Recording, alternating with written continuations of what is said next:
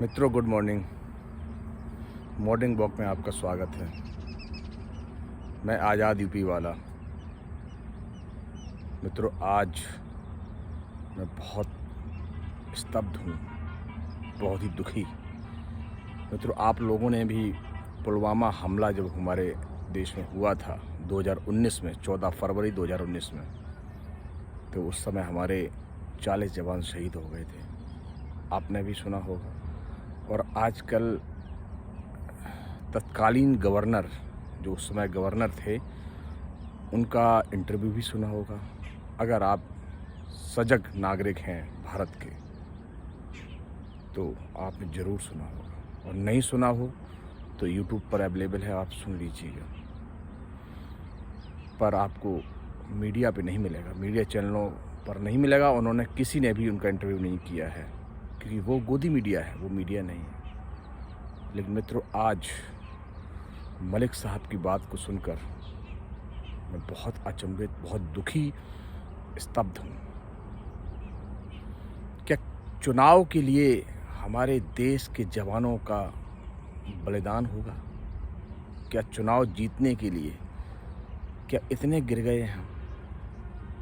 क्या हमारे देश के राजनेता इस कदर छोटी राजनीति, गिरकर राजनीति कर रहे हैं? मित्रों, हम आप तो एक आम नागरिक हैं। हम आप कभी ये सोच भी नहीं सकते, समझ भी नहीं सकते, क्योंकि हमारे आपके बेटे, भाई, पिताजी, सभी लोग तो भारत की सुरक्षा में, सेना में भर्ती हुए हैं। किसी किसी की तो पूरा परिवार सेना में है, चाहे वो सीआरपीएफ में हो, चाहे वो आर्मी में हो, या किसी भी सेंट्रल जो हमारे फोर्सेस हैं उसमें हो। तो मित्रों, क्या हम लोग ये सोच सकते हैं कि देश के राजनेता अपनी कुर्सी के लिए हमारे आपके परिवार के जो भाई बंधु हैं, जो देश की सुरक्षा के लिए दिन रात एक किए हुए हैं, उनका बलिदान भी कर सकते हैं?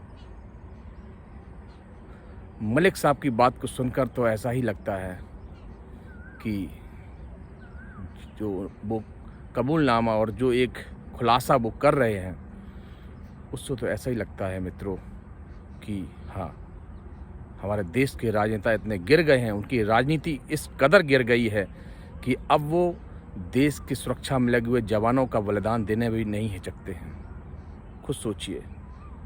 मैं किसी भी नेता का नाम नहीं लेना चाहता, किसी भी पार्टी का नाम नहीं लेना चाहता, लेकिन मित्रों, ये हमें समझना पड़ेगा, ये हमें सोचना पड़ेगा कि देश किस राह पर और किस दिशा में जा रहा है।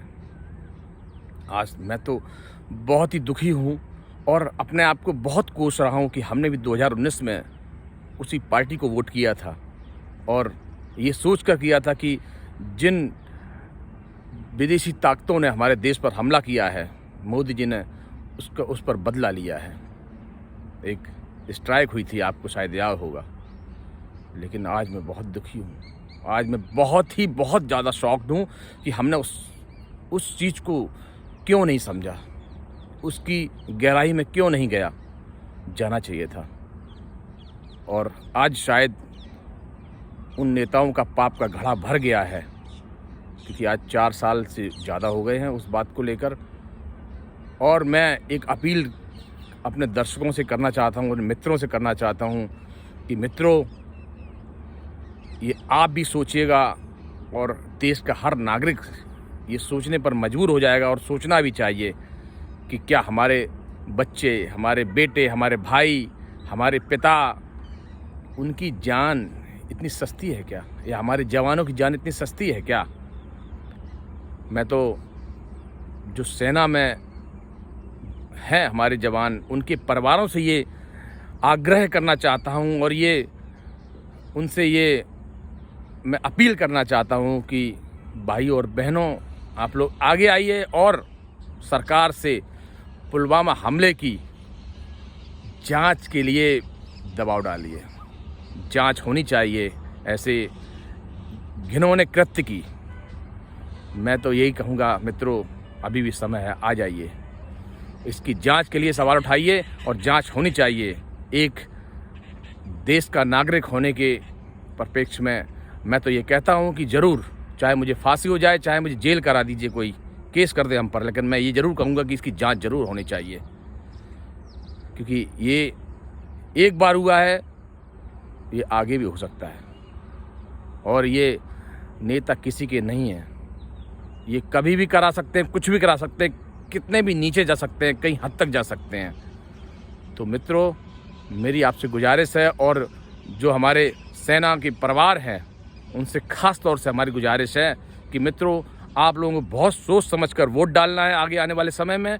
और जो हुआ है 2019 में पुलवामा हमला, उस पर हमारे जो 40 जवान शहीद हुए हैं, उसकी जांच होनी चाहिए, और बिल्कुल सहजता से और तरीके से जांच होनी चाहिए। आप लोग तो कायदे से सुप्रीम कोर्ट जाइए और उस पूरे मामले की जांच कराइए, और होनी चाहिए। जय हिंद, जय भारत मित्रों।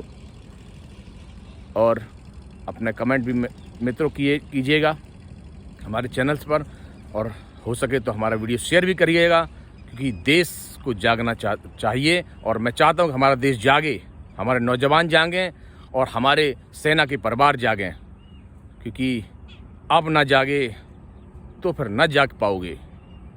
धन्यवाद मित्रों, हमारे साथ बने रहने के लिए। जय हिंद।